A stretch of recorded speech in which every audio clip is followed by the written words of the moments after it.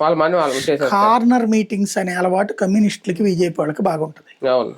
వాళ్ళ అభిప్రాయం నువ్వు దారిని పోతా బస్సులో నుంచి వింటావేమో, ఆ పక్కన టిఫిన్ వింటావేమో, అక్కడే నా దగ్గరికి వచ్చి కూర్చుని కమిటెడ్గా ఉండని చెప్పరు వాళ్ళు. నా భావం వెళ్ళిపోవాలి అంతే, అది వాళ్ళ ధోరణి. కాబట్టి ఇదేదో ఇప్పటికిప్పుడు జనాల్ని మార్చేయడం కాదు. మోడీ యాక్టివిటీస్ అవి నాకు తెలిసి ఆంధ్రప్రదేశ్లో రాష్ట్ర ప్రభుత్వం తరపున కూడా 10, 11 కార్యక్రమాలు పెట్టబోతున్నారు. అంటే బీజేపీ పెడుతుంది, రాష్ట్ర ప్రభుత్వం స్పాన్సర్ చేస్తుంది, లేదా రాష్ట్ర ప్రభుత్వ మంత్రులు, ఫైనల్ గా చంద్రబాబు కూడా పాల్గొనబోతున్నారు. ఇక్కడ వాళ్ళకి ఒక ఇగో అడ్డు వచ్చింది, చంద్రబాబు గారిని వాళ్ళ పార్టీలో అడ్డుపడుతున్నారు, మీరు వెళ్ళి బీజేపీ 12 ఏళ్ల పాలనకు మీరెందుకు అనేసి. కానీ మనం ఇప్పుడు కూటమిలో ఉన్నాం, వాళ్ళు పిలిచినప్పుడు వెళ్ళనంటే ఎట్టా అంటున్నారు ఆయన.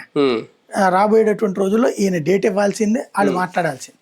బీజేపీ పెట్టే మోడీ 12 ఏళ్ల విజయోత్సవ సభకి చంద్రబాబు కూడా అటెండ్ అవుతారు.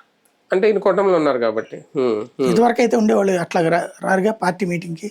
అవును అవును. ఇప్పుడు వస్తున్నారు. కానీ అంటే సక్సెస్లు ఎక్కువ ఉన్నాయి. ఇప్పుడు పశ్చిమ బెంగాల్ గెలవడం కానీ ఇలాగా కొన్ని రాష్ట్రాలు కైవసం చేసుకున్నారు ఈ 12 నెలల్లో.